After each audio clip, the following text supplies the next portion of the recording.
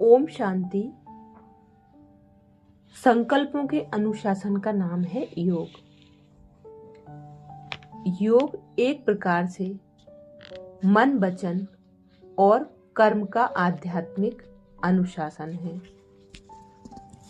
हम देखते हैं कि फौज में शारीरिक ड्रिल करते समय हर एक फौजी अपनी भुजाओं, टांगों इत्यादि पर पूर्ण नियंत्रण कर प्रदर्शन करता है।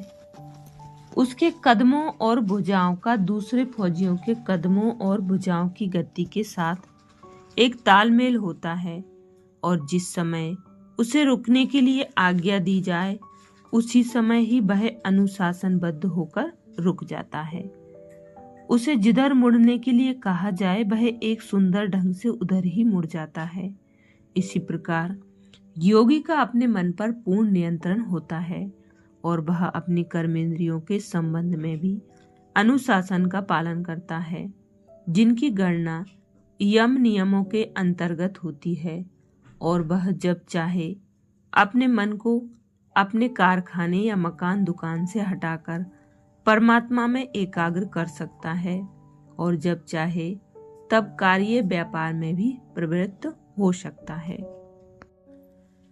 वास्तव में आत्मा स्वयं एक अणु है, एक ज्योति कण है। इसका कर्मेंद्रियों पर पूर्ण शासन ही योगी का अनुशासन है। योगी इंद्रियों का गुलाम नहीं होता, उसका मन विषयों के पीछे नहीं भागता। वह मिताहारी होता है और उसका व्यवहार दिव्य मर्यादा के अनुसार होता है। एक साधारण मनुष्य तो राह जाते हुए निष्प्रयोजन ही इधर उधर ताक झांक करता जाता है और वह एक विषय को छोड़ दूसरे विषय पर अनियंत्रित होकर बोलता रहता है। उसकी वृत्ति बिखरी रहती है और दृष्टि भटकती सी रहती है। भोगी मनुष्य सारा दिन खाता पीता, बोलता और पदार्थों को भोगता रहता। गीता में इसे ही मन की चंचलता अथवा व्यभिचार कहा गया है। इसके विपरीत योगी संयमी होता है। जैसे राजा अपनी प्रजा का पालन करते हुए भी उस पर अपना अंकुश अथवा नियंत्रण रखता है, वैसे ही राजयोगी भी अपनी कर्मेंद्रियों को तथा अपने मन को ज्ञान रूप अंकुश के अधीन रखता है।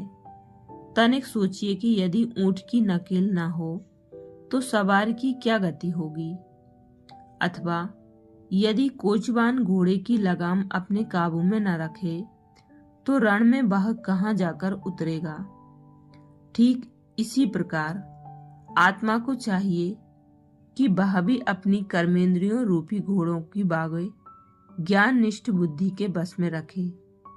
परंतु प्रश्न उठता है कि स्वयं बुद्धि की क्या स्थिति हो।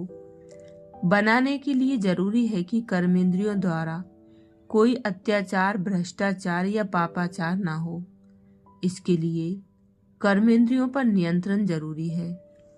कर्मेंद्रियों को विषयों में प्रवृत्त करने वाला मन है, अतः सफलता के लिए मन को संयम करना आवश्यक है। मन को काबू में कर सकने वाली बुद्धि है। बुद्धि यदि दिव्य हो और बलवती हो तो वह मन को कुपथ पर चलने से रोककर सुपथगामी बनाए रख सकती है। परंतु प्रश्न यह है कि बुद्धि में दिव्य बल कैसे आए, उसका विवेक सद्विवेक कैसे बने, उसे पाप पुण्य की परख कैसे आए।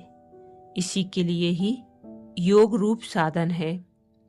जब हम बुद्धि को सर्वशक्तिमान परम पिता परमात्मा की स्मृति में स्थित करते हैं तो उसकी शुद्धि होती है और उसमें वह दिव्य शक्ति आती है जिससे मन का अनुशासन सहज हो जाता है। उसकी विधि यही है कि हम परमपिता परमात्मा के स्वरूप का ज्ञान प्राप्त करके बुद्धि को उसकी सूक्ष्म स्मृति एवं अनुभूति में स्थित करें और मन को ऐसी बुद्धि का सहगामी बनाएं। अच्छा, ओम शांति।